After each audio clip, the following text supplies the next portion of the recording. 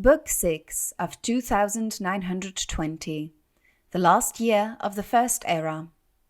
Mid-Year, by Karlovac Townway. Volume 6 of a historical series about Vivec and the Empire. To Mid-Year, 2920, Balmora, Morrowind. The Imperial Army is gathered to the south, said Cassir. They are a 2 weeks' march from Alt-Yuval and Lake Coronati, heavily armored. Vivec nodded.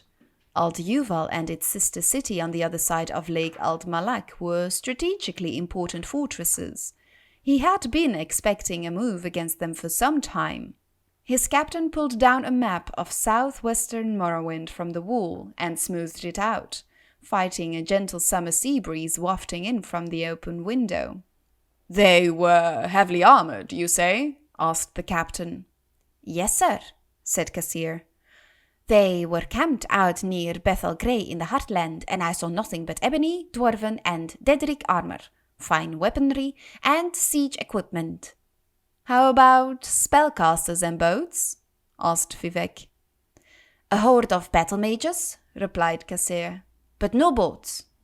"As heavily armored as they are, it will take them at least 2 weeks, like you said, to get from Bethel Grey to Lake Coronati." Vivec studied the map carefully. "They'd be dragged down in the bogs if they then tried to circle around to Old Morak from the north. So they must be planning to cross the straits here and take Alt-Yuval. Then they'd proceed around the lake to the east and take Alt-Morak from the south." "They'll be vulnerable along the straits," said the captain, "provided we strike when they are more than halfway across and can't retreat back to the Heartland." "Your intelligence has once again served us well," said Vivec, smiling to Cassir. "We will beat back the Imperial aggressors yet again." 3 Mid-Year, 2920, Bethel Grey, Cyrodiil. "Will you be returning back this way after your victory?" asked Lord Bethel. Prince Yulek barely paid the men any attention. He was focused on the army packing its camp. It was a cool morning in the forest, but there were no clouds.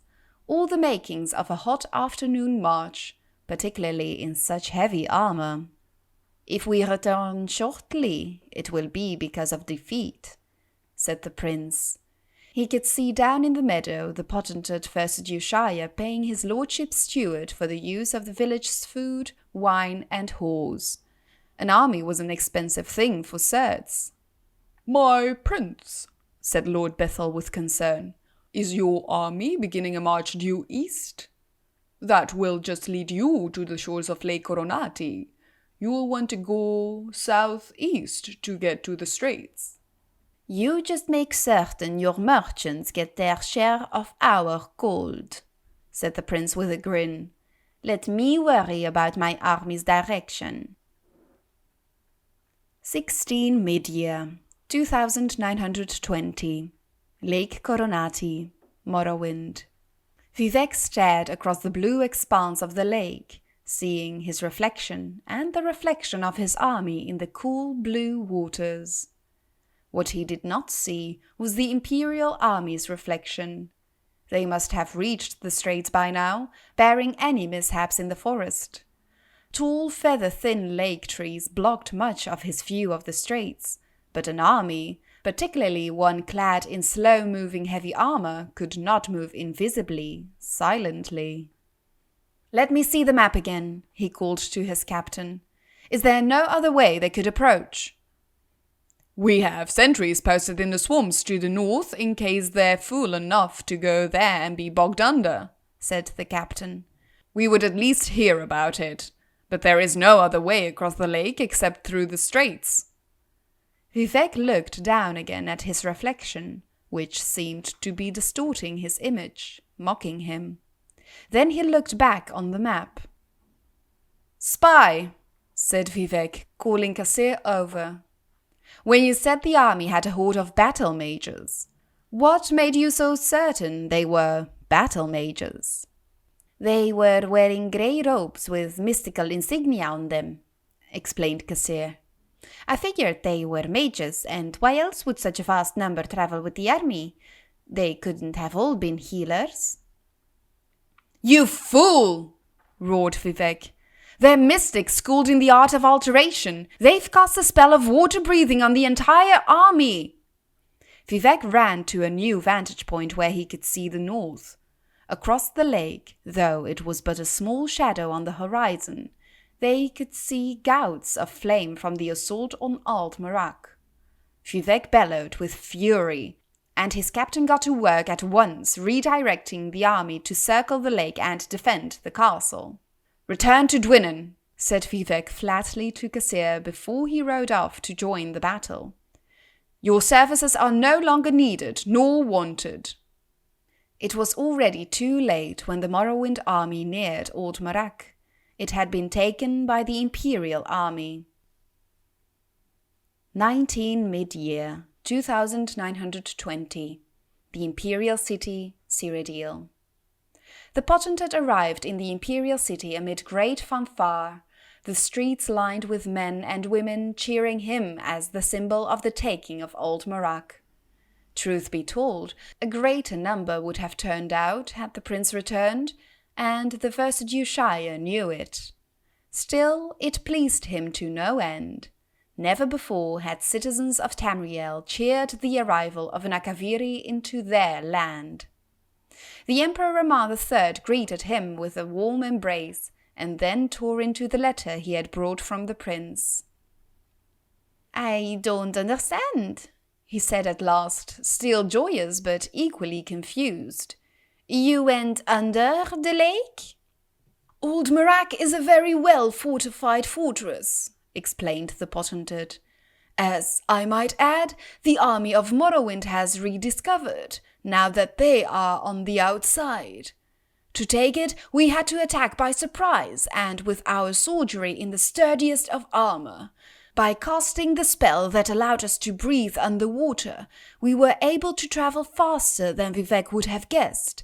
The weight of the armor made less by the aquatic surroundings, and attack from the waterbound west side of the fortress where their defenses were at their weakest." "Brilliant," the Emperor crowed.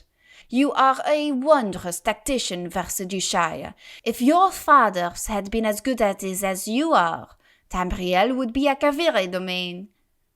The potentate had not planned to take credit for Prince Uleg's design, but on the Emperor's reference to his people's fiasco of an invasion 216 years ago, he made up his mind.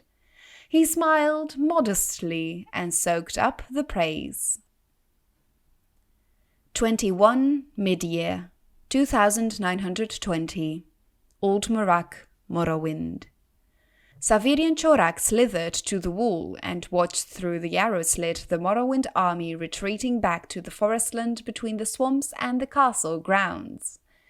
It seemed like the ideal opportunity to strike. Perhaps the forests could be burned and the army within them. Perhaps with Vivek in their enemies' hands, the army would allow them possession of Alt-Yuval as well. He suggested these ideas to the prince. "What you seem to be forgetting," laughed Prince Uleg, "is that I gave my word that no harm to the army or to their commanders during the truce negotiations. Do you not have honor during warfare on Akavir?" "My prince, I was born here in Tamriel. I have never been to my people's home," replied the snake man. "But even so, your ways are strange to me. You expected no quarter, and I gave you none when we fought in the Imperial Arena 5 months ago." "That was a game," replied the prince, before nodding to his steward to let the Dunmer battle chief in. Uleg had never seen Vivek before, but he had heard he was a living god. What came before him was but a man.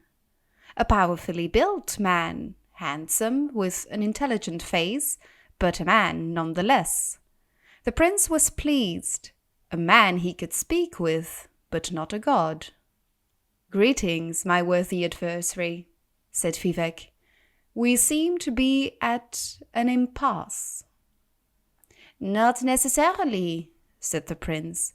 "You don't want to give us Morrowind, and I can't fault you for that. But I must have your coastline to protect the Empire from overseas aggression, and certain key strategic border castles, such as this one, as well as Old Umbail, Tel Arun, Old Lambassi, and Tel Mosrifra." "And in return?" asked Vivek. "In return?" laughed Savirien-chorak. "You forget we are the victors here, not you." "In return," said Prince Uelek carefully, "there will be no Imperial attacks on Morrowind, unless in return to an attack by you. You will be protected from invaders by the Imperial Navy, and your land may expand by taking certain estates in Black Marsh, whichever you choose, provided they are not needed by the Empire."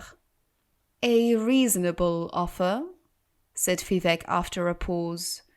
"You must forgive me. I am unused to Cyrodiils who offer something in return for what they take. May I have a few days to decide?" "We will meet again in a few weeks' time," said the prince, smiling. "In the meantime, if your army provokes no attacks on mine, we are at peace." Vivek left the prince's chamber, feeling that Amalexia was right. The war was at an end. This prince would make an excellent emperor. The year is continued in Sun's Height.